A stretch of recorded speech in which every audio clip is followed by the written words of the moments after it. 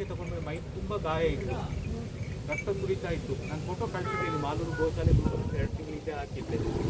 ಹಾಗೆ ನಮಗೆ ಇದು ಕಸಾಯಿಖಾನೆಯಿಂದಲೇ ಹೋಗಿ ಬಂದಿದ್ದು ಅಂತ ಗೊತ್ತಾಯಿತು. ಒಂದು ಆಶ್ಚರ್ಯ ಏನು ಅಂದರೆ ಗೋಶಾಲೆ ಗೇಟ್ ಹೇಗೆ ಬಂತು ನನಗೆ ದಾರಿ ಹೇಗೆ ಗೊತ್ತಾಯಿತು ಅಂತ. ಹಾಗಾದರೆ ಏನೋ ಅನ್ನೋಯಿಂಗ್ ಫ್ಯಾಕ್ಟರ್ಸ್ ವರ್ಕ್ ಮಾಡುತ್ತೆ. ಆಮೇಲೆ ನಾವು ಒಳಗಡೆ ತಗೊಂಡೆವು, ಇದು ಸಾಕ್ದೆವು, ಗಬ್ಬಾಗಿತ್ತು, ಗಬ್ಬಾದಾಗ ಇಲ್ಲ. ಆಮೇಲೆ ಇಲ್ಲಿ ಬಂದಮೇಲೆ ಕರು ಹಾಕ್ತು.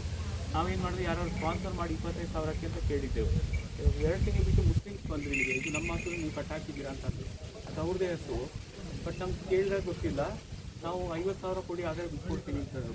ಅವತ್ತೇ ಸ್ಪಾನ್ಸರ್ಶಿಪ್ಗೆ ಇವನು ಲಕ್ಷ್ಮೀಶ ಹಾಕ್ದ. ಸಾಯಂಕಾಲದೊಳಗೆ ಸ್ಪಾನ್ಸರ್ಶಿಪ್ ಸಿಕ್ಕಿ ನಾವೇ ಇಟ್ಕೊಂಡೆವು 25,000ಕ್ಕೆ. ಕರು ಹಾಕಿದೆ. ಈಗ ನಮ್ಮಲ್ಲಿ ನಿಮ್ಮಲ್ಲಿ ಗೋಪೂಜೆ ಮಾಡಿಸ್ಕೊಳಕ್ಕಿದೆ. 2 ತಿಂಗಳಿಂದ ಕ್ರಿಶ್ಚಿಯನ್ ಕಟ್ಟ ಇದ್ರೆ ಹೊಟ್ಟೆಲಿ ಜಾಸ್ತಿ ಹೊಟ್ಟೆನಲ್ಲಿ ಅಂಥ ಗೋನ ಈಗ ಸಾಕ್ತಾ ಇದ್ದೀವಿ.